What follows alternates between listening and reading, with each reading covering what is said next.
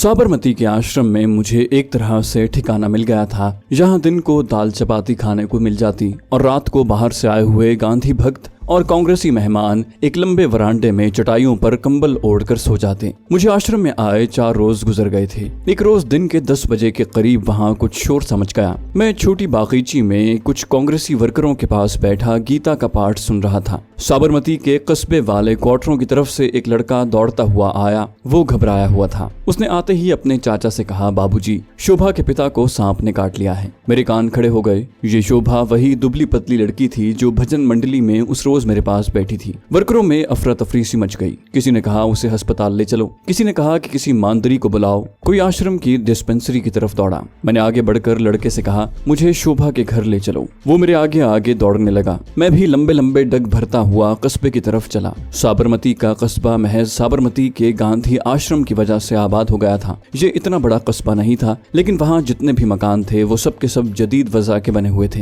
हर quarter के आगे बागीचा था जिसमें केले और शरीफे के दरख्त भी उगे हुए थे। शोभा के घर के बाहर भी लोग परेशानी के आलम में खड़े थे। मेरी जेब में सिधा के सांप बेटे का मनका मौजूद था। मैं क्वार्टर के बागीचे में से गुजरकर बरामदे में आया तो शोभा को घबराई हुई हालत में देखा। वो एक कमरे से निकलकर दूसरे कमरे की तरफ जा रही थी। उसने मुझे नहीं देखा था। शोभा का उधेड़ उम्र बाप कमरे में पलंग पर उस हाल में पड़ा था कि औरतों और रिश्तेदारों ने उसे घेर रखा था और एक वैद्य उसकी टांग पर रस्सी बांध रहा था। मालूम हुआ कि सांप ने उसकी रान पर डसा था। रान से लेकर पिंडली तक 3 जगहों पर पहले ही से रस्सियां बांध दी गई थी। शोभा के बाप पर गुनूदगी तारी थी और ये कोई भी नहीं कह रहा था कि उसे सोने न दे, जो कि बहुत जरूरी बात है। मुझे आते देखकर वैद्य और औरतों ने ताज्जुब से देखा। मैंने कहा, मैं बाबूजी का इलाज करूंगा, मेरे पास सांप के जहर का तोड़ है। सब जरा परे परे हट गए। मैंने देखा शोभा के बाप की टांग का रंग नीला पड़ गया था। मैंने जेब से स्याह मनका निकाल कर रान पर जहाँ सांप ने काटा था वहाँ मनके को आहिस्ता से रख दिया। हर कोई आंखें खोले उस मनके को तक रहा था। मनके ने सांप का जहर चूसना शुरू कर दिया। वो आहिस्ता आहिस्ता फूलने लगा। उसे फूलता देखकर हर एक के चेहरे पर इत्मीनान की लहर दौड़ गई।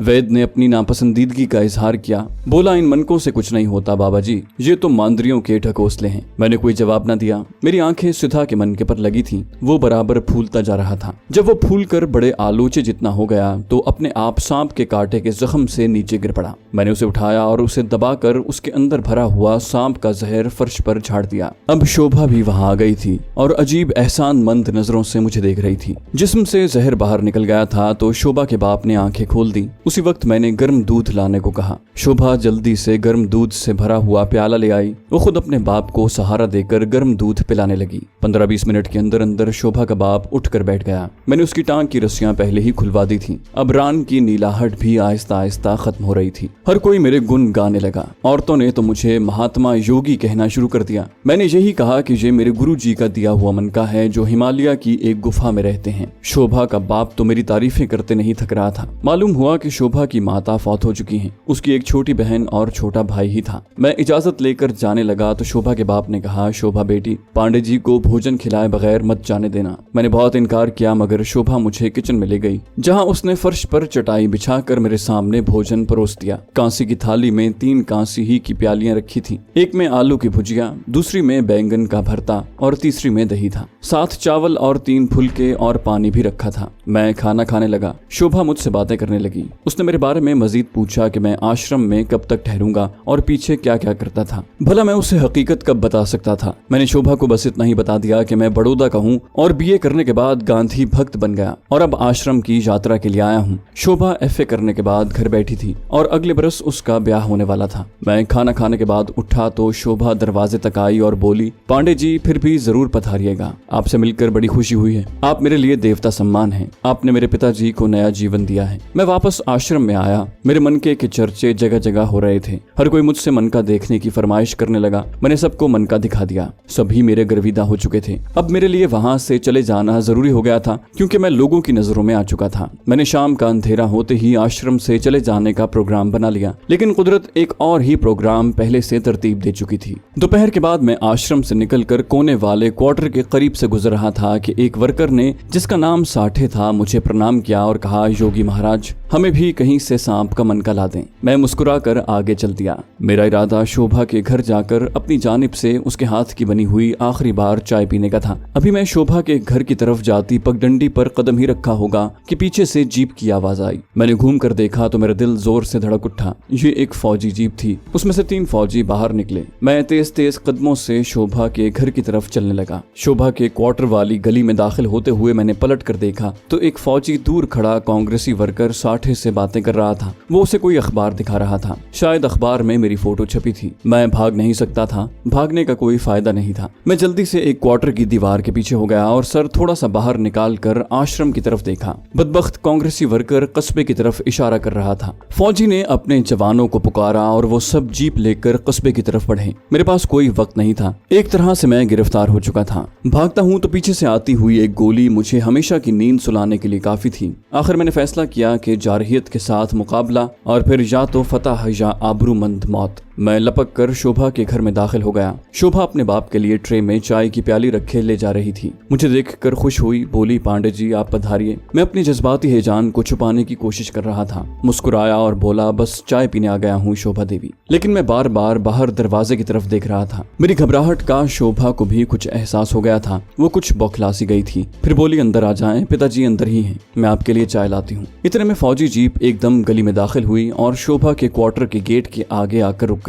अगली सीट पर वही कांग्रेसी वर्कर साठे बैठा था। फौजी छलांगे लगाकर बाहर कूदे तो मैंने क्वार्टर की राहदारी का दरवाजा बंद कर दिया। अब शोभा घबरा गई। मैंने उसे कहा, अंदर चली जाओ। मेरा लहजा इंतहाई गुस्सीला था। शोभा शिस्तर थी, घबरा कर अंदर को भागी। इतने में फौजी बूटों की धम धम करती आवाजें दरवाजे की तरफ बढ़ी। मैंने दरवाजे की कुंडी अंदर से खोल दी और खुद दरवाजे के पट के साथ लगकर दम साधे खड़ा रहा। शोभा अपने पिता के कमरे के अध खुले दरवाजे से सहमी हुई आंखों से मुझे देख रही थी। मैं अब मंगल पांडे नहीं था, बल्कि एक सरफरोश कमांडो था जिसके पास कोई हथियार नहीं था, लेकिन जो एक भूखे आदमखोर शेर की तरह दुश्मन पर झपटने को बेताब था। इंडियन फौजी जवान ने दरवाजे पर जोर से लात मारी। दरवाजे का दूसरा पट धड़ाक से खुल गया। वो स्टेन गन ताने अंदर दाखिल हुआ ही था कि मैंने पूरी ताकत से अपने पांव का ठुड्डा इतनी उजरत में उसकी नाफ के नीचे मारा कि वो आवाज निकाले बगैर मुंह के बल राहदारी में गिर पड़ा। मैंने लपक कर उसकी स्टेन गन कब्जे में कर ली। भारतीय फौजी फर्श पर सिफर का हिंसा बनाते हुए दोहरा पड़ा था। वो बेहोश हो चुका था। अगर उसकी चीख निकलती तो बाहर वाले फौजी उसकी मदद को आ जाते, मगर ये सब कुछ खामोशी और शायद 2 सेकंड के अंदर हो गया था। बाहर वाले तीनों फौजी क्वार्टर के दरवाजे के सामने स्टेन गन्नों का रुख मकान की तरफ किए चाको चौबंद खड़े थे। तीसरे सेकंड में मैंने एकदम से दरवाजे में आकर बाहर इंडियन फौजियों पर फायरिंग खोल दी। अगरचे वो पूरी तरह होशियार थे, मगर उन्हें इस अचानक हमले की हरगिज तवक्को नहीं थी। गोलियों की बौछार सीधी उन पर जाकर पड़ी। फासला ज्यादा नहीं था। तीनों फौजी वहीं ढेर हो गए। आसपास के क्वार्टरों में शोर सा उठा। लोगों ने खिड़कियां धड़ाक धड़ाक बंद कर दी। मैं 2-3 छलांगे लगाकर जीप में घुस गया और उसे स्टार्ट करके इतनी जोर से पीछे घुमाया कि टायरों की चीखें निकल गईं। स्टेन गन मैंने साथ वाली सीट पर फेंक दी और जीप को एक मशाक ड्राइवर की तरह तेज रफ्तारी से छोटे छोटे गड्ढों में से उछालता कच्ची सड़क की तरफ बढ़ा। आश्रम के सामने से जन्नाटे के साथ गुजरा तो बरामदे में कुछ गांधी भक्त मुंह खोले खड़े कस्बा साबरमती के मकानों की तरफ देख रहे थे, क्योंकि फायरिंग की आवाज उधर ही से आई थी। उन्होंने मुझे जीप भगा कर ले जाते देखा तो आंखें फाड़े देखते रहे, मगर अब मुझे उनकी परवाह नहीं थी। मुझे अपनी जान बचाकर वहां से निकल जाने की फिक्र थी। ये तल्ख हकीकत भी मेरे पेश नजर थी कि मैं फौजी जीप में ज्यादा दूर तक नहीं जा सकूंगा। एक कांग्रेसी खद्दर पोश को फौजी जीप चलाते देखकर रास्ते में कोई भी मिलिट्री पुलिस की जीप मेरे पीछे लग सकती थी और वो वायरलेस पर आगे चेक पोस्ट को खबरदार भी कर सकती थी। ये बड़ी गनीमत हुई थी कि मैंने चारों फौजियों को ढेर कर दिया था। अगर उनमें से एक भी जिंदा रहता तो वो मेरे फरार की इत्तला आगे दे सकता था। यूं मुझे कम से कम 15-20 मिनट का वक्फा मिल गया था। इतने मुख्तसर वक्त में मैं ज्यादा से ज्यादा दूर निकल जाना चाहता था। मेरी जीप बहुत जल्द अहमदाबाद जाने वाली सड़क पर आ गई। पक्की सड़क पर आते ही जीप की रफ्तार मैंने तेज कर दी। चंद कोस तक सड़क बिल्कुल सीधी चली गई। सामने से आते मुझे कुछ ट्रक और 1-2 सरकारी बसें मिली। फौजी गाड़ी अभी तक कोई नहीं मिली थी। सड़क आगे जाकर बाएं जानिब घूम गई, जहां सड़क के दोनों जानिब दरख्त थे। दाएं बाएं दूर कहीं कहीं कारखानों की लंबी चिमनियां नजर आने लगी थी। मैं अहमदाबाद शहर के मज़ाफात में पहुंच गया था। अब मेरे लिए चारों तरफ खतरा ही खतरा था। मुझे फौजी जीप से छुटकारा हासिल करना था, क्योंकि ये मुझे आगे जाकर किसी जगह भी पकड़वा सकती थी। मैंने जीप को कच्चे पर उतार दिया। यहाँ से एक रास्ता दरख्तों में से होता दाएं जानिब दूर किसी कारखाने की तरफ जाता था। जीप की रफ्तार आहिस्ता हो गई थी। इधर उधर खेतों की बजाय सूखी घास का वीरान मैदान था जहाँ गड्ढे और खड्डे थे। मैं जीप को एक गड्ढे के किनारे पर ले आया। मैं जल्दी से जीप से उतरा और कुछ सोचे समझे बगैर उसे जोर लगाकर गड्ढे में धकेल दिया। जीप ने एक कलाबाजी खाई और गड्ढे में गिरते ही उलट गई। उसके पहिए अभी तक घूम रहे थे। मैं थोड़ा सा झुककर कारखाने की चिमनी की तरफ भागने लगा। कुछ दूर झुके झुके भागने के बाद मैं एक नाले की मुंडेर पर से उतरकर सीधा हो गया। मेरी दोनों जानिब नाले की ऊपर को उठती हुई दीवारें थीं। उस नाले के ऐन वस्त में कारखाने के कीमियाई पानी की छोटी सी नाली बह रही थी। मैंने अब पूरी रफ्तार से भागना शुरू कर दिया। नाला बाएं तरफ को घूमा तो सामने कारखाने की दीवार आ गई, जिसके अंदर लगे एक सीमेंट की कुशादा पाइप में से गंदा पानी नाले में गिर रहा था। अब मैंने दौड़ना बंद कर दिया और एक तरफ पांव के बल बैठकर अपने सांस को दुरुस्त करने लगा। 2-3 मिनट तक मैं वहीं दुबका बैठा रहा। जब मेरा सांस नॉर्मल हुआ तो चढ़ाई चढ़कर नाले से बाहर निकल आया। सामने निगाह डाली तो एक छोटी सी ग्राउंड के पार क्वार्टर की 2 कतारें चली गई थी। बाएं तरफ कुछ फासले पर कारखाने का बड़ा गेट था, जिसके बाहर 2 ट्रक एक जानिब खड़े थे। मजदूर उनमें बड़ी बड़ी गांठें लाद रहे थे। मैं क्वार्टरों के दरमियान से गुजरने लगा। मेरे खद्दर के कांग्रेसी कुर्ते से किसी को हरगिज शक नहीं पड़ सकता था कि मैं मफरूर जासूस हूँ, लेकिन साबरमती आश्रम वाले मेरे हुलिये से खूब वाकिफ थे। शोभा और उसके पिताजी भी मिलिट्री पुलिस को मेरा हुलिया बता सकते थे। इस पस मंजर में मेरा हुलिया मेरा दुश्मन था। इसके बावजूद अभी थोड़ा सा वक्त मेरे पास बाकी था। अभी मिलिट्री पुलिस वाले साबरमती आश्रम नहीं पहुंचे होंगे, मगर इस बात का इम्कान भी था कि आश्रम वाले और कस्बे के लोगों ने अपने फौजियों को हलाकत के बारे में पुलिस को फोन पर इत्तला कर दी हो और शहरी पुलिस भी मेरी तलाश में निकल खड़ी हो। सिविलियन पुलिस ने मिलिट्री पुलिस को खबर कर दी हो और यूं भारतीय फौजी पुलिस की गाड़ियां चंद सानियों में गर्दिश में आने वाली हों। मेरा टारगेट अब अहमदाबाद के मज़ाफात में पुराने तालाब के किनारे वाला अपने एजेंट का क्वार्टर था, जहां मैं किसी न किसी तरह पहुंचना चाहता था। अहमदाबाद मेरा देखा भाला शहर था और मैं अपने एजेंट के क्वार्टर को जाने वाले तमाम रास्तों से वाकिफ था। दूर अहमदाबाद के बाहर की बुलंद इमारतें मुझे दोपहर की धूप में साफ नजर आने लगी थी। मुझे एक ट्रक कारखाने के दरवाजे से निकलकर अपनी तरफ आता नजर आया। मैं क्वार्टरों की दरमियान वाली गली से अब बाहर छोटी कच्ची सड़क पर आ गया था। ट्रक करीब आया तो मैंने उसे हाथ का इशारा किया। ट्रक ड्राइवर ने एक खद्दर पोश गांधी भक्त को देखकर ट्रक खड़ा कर दिया और गुजराती में कहा, महाशय जी, मैं रानीवाड़ा जा रहा हूँ। रानीवाड़ा एक सनती कस्बा था जो अहमदाबाद के जुनूब मशरिक की जानिब उस इलाके में वाक़ था जहाँ से मेरे एजेंट का क्वार्टर ज्यादा दूर नहीं था। मैंने हाथ जोड़कर प्रणाम करते हुए बड़ी मीठी और लजाजत भरी जबान में कहा, महाराज, मुझे भी रानीवाड़ा ही जाना है। ड्राइवर ने हाथ से पीछे की तरफ इशारा करते हुए कहा, पीछे ट्रक में बैठ जाएं। मैं ट्रक के पीछे बड़ी बड़ी गांठों के दरमियान छुप कर बैठ गया। ट्रक चल पड़ा। ये बड़ी खुशाइंद बात थी कि ट्रक का रुख अहमदाबाद वाली शाहरा की जानिब नहीं था। वहाँ मेरे लिए बेपनाह खतरात थे। मैं समझता हूँ कि कुदरत की तरफ से हो रहा था। ट्रक बाएं जानिब एक कच्चे रास्ते पर पड़ गया। ये ट्रक कारखाने से माल लाद कर रानीवाड़ा की तरफ जा रहा था। उस तरफ मेरे लिए खतरा कम था, फिर भी मैं पूरी तरह चौकस होकर बैठा था और बाहर निगाह रखे हुए था कि पीछे से कोई फौजी या पुलिस की जीप तो मेरे ताक़ुब में नहीं आ रही। ट्रक की रफ्तार ज्यादा तेज नहीं थी क्योंकि सड़क खराब थी। ट्रक को रानीवाड़ा के सनती कस्बे में पहुंचने में 20-25 मिनट लग गए। उस वक्त तक जाहिर है पुलिस और फौज के सिपाही मेरी तलाश में आसपास के इलाके में फैल चुके थे। रानीवाड़ा एक बड़ा कस्बा था और यहाँ से शहर चूंकि ज्यादा दूर नहीं था, इसलिए उस कस्बे में शहर की सारी अलामतें मौजूद थीं। यहाँ टेलीफोन के खंबे भी नजर आए। इसका मतलब है कि यहाँ की पुलिस चौकी को भी मेरे बारे में खबरदार कर दिया गया होगा। ट्रक के रुकते ही मैं फौरन बाहर कूदा और ट्रक ड्राइवर का शुक्रिया अदा किए बगैर मैंने अपने एजेंट के क्वार्टर की तरफ चलना शुरू कर दिया। मैं आबादी से दूर रहकर चल रहा था। आखिर मुझे उस पुराने तालाब की घाट पर बनी हुई बारादरी नजर आई, जिसके करीब ही हमारे एजेंट दादा भाई का छोटा सा गिराज और क्वार्टर था। दिन का वक्त था। उस वक्त एजेंट के गिराज में दूसरे लोग भी मौजूद हो सकते थे और मैं चाहता था कि उनकी नजरें बचाकर अपने एजेंट से मुलाकात करूं। अपने एजेंट का क्वार्टर अब बिल्कुल सामने था। मैंने खुदा का शुक्र अदा किया कि मैं महफूज हालत में वहां तक पहुंच गया हूं। मैंने पीपल के एक दरख्त के पीछे खड़े होकर अपने एजेंट के क्वार्टर वाले गिराज को देखा। मुझे अपना एजेंट दिखाई न दिया। बाहर एक पुरानी मोटर के पास एक लड़का बैठा कार के दरवाजे को जमीन पर रखे रेती से रगड़ रहा था। मैं वहां ज्यादा देर खड़ा भी नहीं रह सकता था। पीछे से होकर चलता हुआ क्वार्टर के अकब में आ गया। क्वार्टर की पिछली खिड़की खुली थी और उसकी सलाखों के पास अंदर की जानिब एक गोल डिब्बा रखा था। मैं आहिस्ता आहिस्ता चलता हुआ खिड़की के पास आया और फिर एक तरफ झांक कर अंदर देखा। मुझे अपने एजेंट को देखकर बेइंतहा खुशी हुई। वो दीवार की अलमारी का पट खोले उसमें से कुछ निकाल रहा था। मैंने आहिस्ता से अपने कोड का खुफिया जुमला दोहराया। अपने एजेंट को जैसे एक झटका झटका सा लगा। उसने तेजी से पलट कर देखा। उसकी आंखों में ऐसी चमक थी कि ये चमक मैंने पहले कभी नहीं देखी थी। उसने मुझे कांग्रेसी लिबास में पहचान लिया। वो सलाखों के पास आकर आहिस्ता से बोली, खिड़की के नीचे बैठे रहो, यहाँ से हिलना मत। वो खिड़की बंद करके चला गया।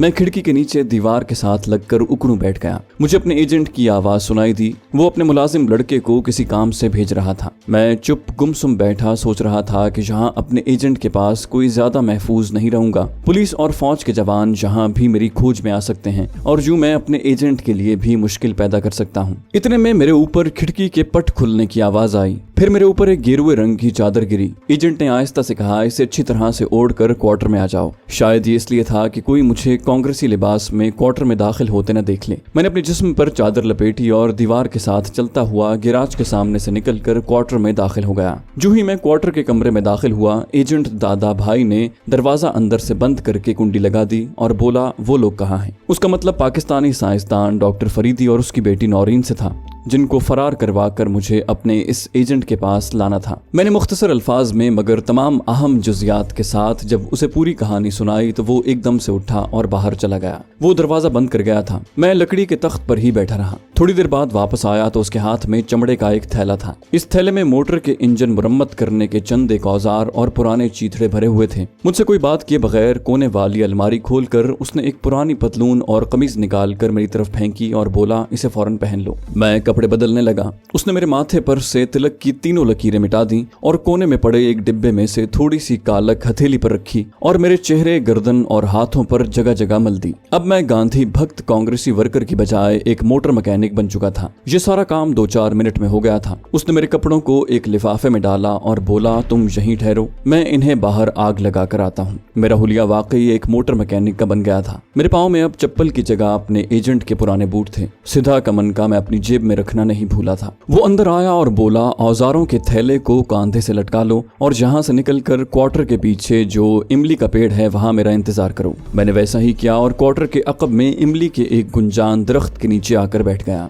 मुझे यहाँ से क्वार्टर का सहन नजर नहीं आ रहा था। सहन से निकलते वक्त मैंने कोने में पानी के पंप के पास एक तरफ टीन के डिब्बे में से धुआं निकलते देखा तो ये मेरे कांग्रेसी कपड़े जल रहे थे। मुझे दूर से साइकिल पर एक नौउम्र लड़का क्वार्टर की तरफ आता नजर आया। ये अपने एजेंट का वही कारीगर लड़का था जिसको उसने किसी काम से भेजा था। मैं इस रुख पर बैठा था कि लड़के की निगाह मुझ पर नहीं पड़ सकती थी। चंद लम्हे ही गुजरे होंगे कि क्वार्टर के आगे से एजेंट दादा भाई साइकिल थामे मेरी तरफ आया। उसने मुझे साइकिल के आगे बैठने का इशारा किया। मुझे साइकिल पर बिठाकर उसने साइकिल शहर जाने वाली सड़क पर डाल दी। उस सड़क पर कहीं कहीं खोखों की दुकानें बनी थी। सड़क पर ट्रैफिक ज्यादा नहीं थी। मैंने आहिस्ता से पूछा कि हम कहाँ जा रहे हैं। उसने गहरी आवाज में कहा, फिर ये सवाल मत करना। मैं चुप कर रहा। वो साइकिल ज्यादा तेज नहीं चला रहा था। उसका अंदाज बिल्कुल नॉर्मल था, जैसे वो मुझे साथ लेकर किसी के गैराज में पड़ी खराब मोटर की मुरम्मत करने जा रहा हूँ। औजारों के थैले को मैंने आगे हैंडल पर डाल दिया था। वो मुझे शहर के एक इलाके से गुजार कर अहमदाबाद शहर की गुंजान आबादी में ले आया। यहाँ बाजार तंग था। आमने सामने दुकानें थी। सामान से भरी हुई दुकानों पर खरीदो फरोख्त हो रही थी। ज्यादातर कपड़ों की दुकानें थी। कहीं जूतों के स्टोर भी थे। अब हम साइकिल से उतर कर चल रहे थे। लोग आ जा रहे थे। मैं इस गुंजान आबादी में पहले कभी नहीं आया था। हम आपस में कोई बात नहीं कर रहे थे। मुझे अब इस बारे में भी कुछ मालूम नहीं था कि वो मुझे कहाँ ले जा रहा है। इतना अंदाजा जरूर था कि वो किसी खास जगह पर मुझे कुछ वक्त के लिए छुपाना चाहता है। दोपहर ढल चुकी थी। दुकानों के अंदर कहीं कहीं बल्ब रोशन हो गए थे। हम मोड़ घूमकर एक बाजार में दाखिल हुए तो मुझे कुछ तब्दीली का एहसास हुआ। यहाँ जगह जगह दुकानों के ऊपर और बिजली के खंभों पर भारतीय फिल्मों के गुजराती और हिंदी साइन बोर्ड लगे थे। पान सिगरेट की दुकानों के आईने चमक रहे थे और टेप रिकॉर्डर पर कहीं कहीं से लता मंगेशकर के गानों की आवाज आ रही थी। मैंने ऊपर निगाह उठाई तो ऊपर खिड़की में एक औरत बाल खोले कंघी कर रही थी। आगे एक औरत खिड़की में झुकी नीचे गुजराती जबान में किसी को आवाज दे रही थी। लड़के को कहो कि क़िवाम वाले 4 पान भिजवा दे। एक मकान के चौबारे से सारंगी की आवाज आई तो मसला हल हो गया। ये बाजार हुस्न यानी रेड लाइट एरिया था। मैं वाकई इस इलाके में पहली बार आया था। अपना एजेंट एक गली में घुस गया। यहाँ मकानों के अकबी दरवाजे थे जिनकी सीढ़ियां ऊपर को जाती थीं। हर अकबी दरवाजे के आगे पत्थर का चबूतरा बना था। एजेंट ने एक चबूतरे के पीछे साइकिल खड़ी कर दी और मुझे साइकिल के पास खड़े रहने की ताकीद करके वो मकान की सीढ़ियां चढ़ने लगा। यहाँ एक मकान में से घुंघरुओं की हल्की झनकार के साथ किसी औरत के गाने की आवाज आ रही थी। ये मुझे किस बाजार में ले आया है, मैंने सोचा, मगर वो एक जिम्मेदार कोहना मश्क एजेंट था। उसका नेटवर्क कहाँ तक फैला हुआ था इसका मुझे कतई इल्म नहीं था। बहरहाल उस वक्त मुझे किसी जाय पनाह की अशद जरूरत थी, क्योंकि शहर में मेरी तलाश में जगह जगह पुलिस और फौज के सिपाही घूम रहे थे। तो दोस्तों, ये थी हमारी आज की एपिसोड। उम्मीद करते हैं आपको हमारी कहानी पसंद आई होगी। जाने से पहले इस वीडियो को लाइक कीजिए और शेयर करना मत भूलिए। कमेंट करके हमें बताइए कि आपको हमारी वीडियो कैसी लगी, और अगर अभी तक आपने इस चैनल को सब्सक्राइब नहीं किया तो इसे सब्सक्राइब कीजिए और बेल आइकन दबाकर ऑल नोटिफिकेशंस ऑन कर लीजिए।